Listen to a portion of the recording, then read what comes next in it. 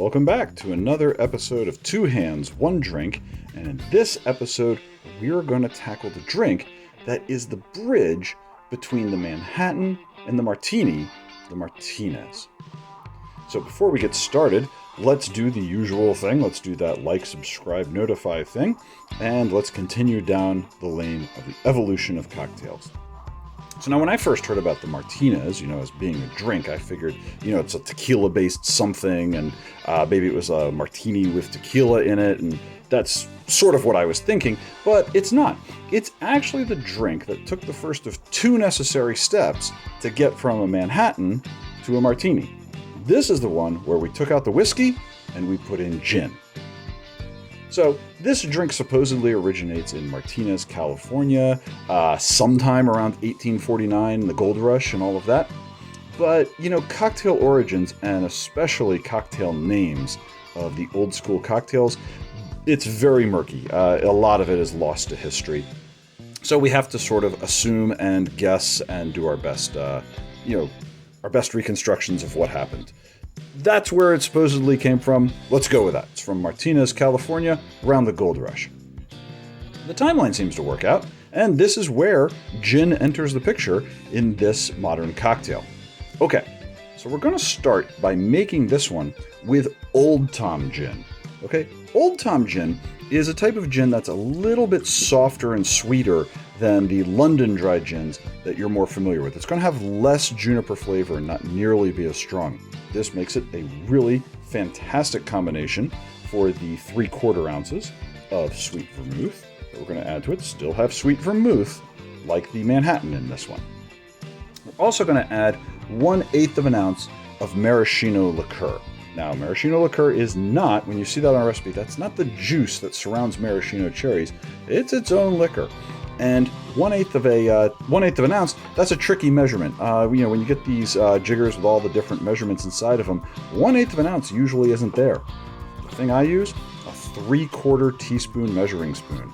If you ever get one of those, if you ever find one, even at a yard sale, save it. It's your 1/8 of an ounce measuring spoon. I even put a little marker on it to make sure this is the one that always stays with my cocktail bar. And we'll put in 1/8 of an ounce of that. Make sure we get perfect balance in our cocktail. Okay, last but not least, 2 to 3 dashes of aromatic bitters. I like bitters, so I'm going to put in like 3 there, really load that up. And we're going to do the usual. We're going to toss in our ice. And we're going to give it the usual 100 stirs. Like I said, it's a good ballpark. It's a good place to begin to think about how much stirring it needs. And remember, the whole point of this, again, is mix, chill, dilute. MCD. I like to say, just remember Mickey D's. It's the best way to think about it. You want to mix it so that everything comes together. You want to chill it, because, cold cocktail is better than a warm one. And you want to dilute it. And this is where some people think, diluting a cocktail, that's the last thing I want to do. But that dilution helps open up the aromatic natures of your drink, softens everything as it blends together, and makes the overall experience so much nicer. So every time we're doing these things with ice, whether we're shaking, or stirring, or even rolling, which we'll come to in a bit, always looking for the mix, chill, and dilute. Okay. Again, I'm talking, teaching, I've lost count. I don't know. We'll call that 100, okay? We'll see how we did when we view the videotape. Let's strain this to cocktail glass. Beautiful coupe.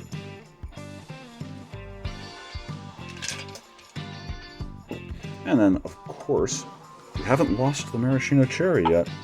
That's still sticking around in the Manhattan. And because it's such a beautiful, look at that, you can just see that one right down to the bottom. It's gorgeous.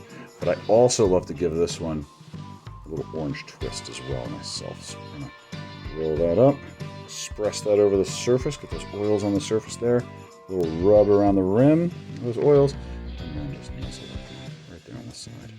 It's just so pretty. Look at that. What a lovely drink. There is fantastic Martinez.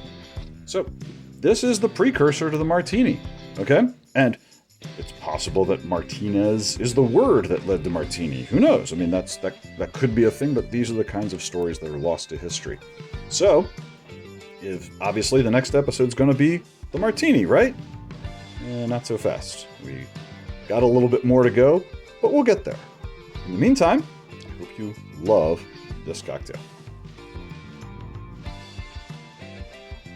The cherry, the orange, the gin, it all comes together just so perfectly. That is a great, great drink. Okay, you know the tricks. Like, subscribe, notify, do all that. In the meantime, enjoy.